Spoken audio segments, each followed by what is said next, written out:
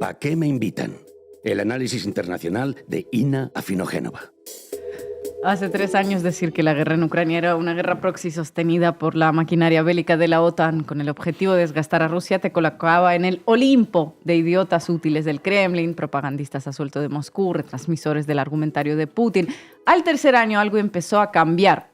El hartazgo por la guerra, la baja moral por la ausencia de victorias bélicas ucranianas y toda una serie de escándalos de corrupción en las filas del ejército ucraniano hicieron que algunos empezaran a sincerarse un poquito. Boris Johnson lo dijo abiertamente en un programa, algunos medios empezaron a decirlo también, luego llegó el reconocimiento de Marco Rubio y finalmente salió el reportaje de New York Times con sus más de 100 entrevistas que, además de apuntar con el dedito acusador a Ucrania por haber perdido esa guerra, como les contábamos, que luchan por ellos encima, que manda narices, revela lo que la denostada propaganda rusa repetía hasta el hartazgo, que era una guerra bajo la conducción de Estados Unidos en suelo ucraniano, con soldados ucranianos y con muertos ucranianos. Eso es. Ahora, cuando ya lo dijo New York Times, a ver si cierta progresía mediática y política local se atreve a reconocerlo también. Tienen el respaldo en forma de ese artículo de la dama gris del periodismo. Ya no se les va a acusar de transmitir las tesis del Kremlin. O sí, quién sabe.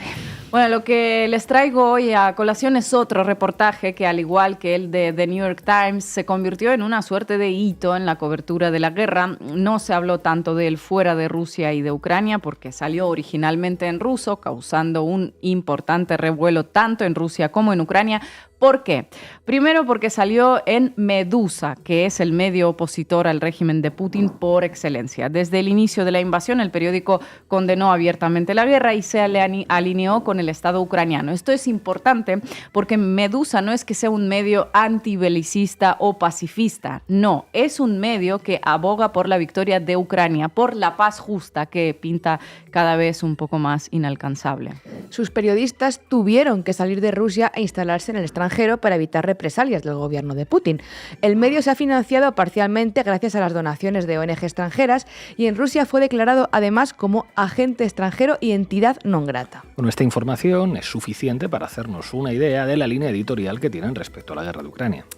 Eso es, hace 2 semanas publicaron un reportaje muy largo del periodista de un medio suizo, Shura Burtin, que pasó 2 meses en Ucrania y realizó decenas de entrevistas a soldados, a los de la infantería, a los forzosamente movilizados, reclutados, a los operadores de drones, a los desertores también y también a civiles. Y digo que esta publicación fue un hito porque, al igual que pasa con la del New York Times, ver semejante material publicado en un medio que apostó por la victoria bélica de Ucrania desde el día 1, pues resulta chocante. Cuando los más convencidos de que hay que seguir luchando hasta el final por lo que llaman la paz justa, sacan decenas de folios bajo el título "Muchos ucranianos no quieren ir a luchar, el miedo frente a la guerra se apoderó de todo el país", es que algo está cambiando. Al menos resulta evidente que los relatos heroicos o los que hablan de una victoria que todavía es posible si se esfuerzan un poquito más, si mueren unos cuantos ucranianos más y si se manda un poquito más de armas, pues ya no son sostenibles, al menos en la propia Ucrania. En Ucrania la propaganda bélica, la estábamos viendo hace un momento, se está cayendo por su propio peso. En Europa todavía leemos, pues no sé qué artículos sobre anarquistas en las trincheras defendiendo a la patria en un ejercicio de romantización de la picadora de carne que en 3 años se llevó por delante a centenares de miles de vidas. Un tipo de artículos que en definitiva pues se diferencian bastante poco de los que puede sacar la prensa rusa, que no lo olvidemos, es una prensa controlada y teledirigida en un país en guerra. En fin, propaganda pura y dura.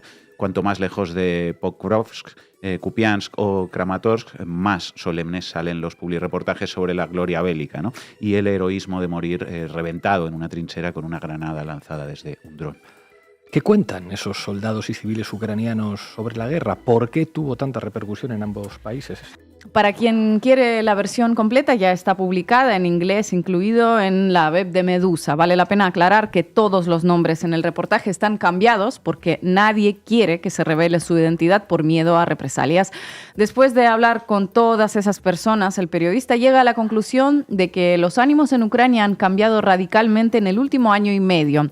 Los ucranianos en su mayoría no quieren ir al frente, les atemoriza la posibilidad de ser reclutados y muchos intentan intentan esconderse de las patrullas militares. Faltan soldados, los que están en la primera línea llevan meses allí sin poder salir a la retaguardia y la deserción se volvió un hecho cotidiano. Es difícil sacar a los heridos, las oportunidades de sobrevivir son bajísimas y en gran parte ello tiene que ver con los drones que asesinan a la infantería con mucha más eficacia que cualquier otro armamento más antiguo.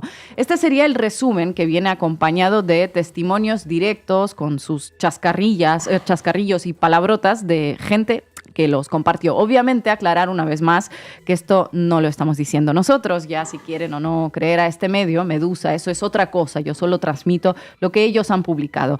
Parece toda una reiteración, pero hay que hacerlo porque los de siempre saldrán a decir lo de siempre y ya cansa. Bueno, hace mucho que cansa, pero bueno, ¿qué le vamos a hacer, no?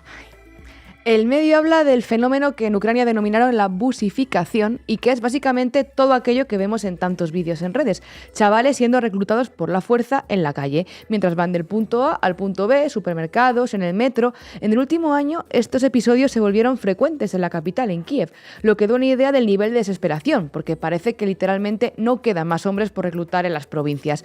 Nadie se puede escaquear. Según la ley, uno puede ir preso en lugar de ir al ejército y muchos lo preferirían, pero en la práctica esta opción no existe. Te llevan al frente igual. Muchos ven en los trabajadores de los centros de reclutamiento auténticos enemigos, cuenta Burtin.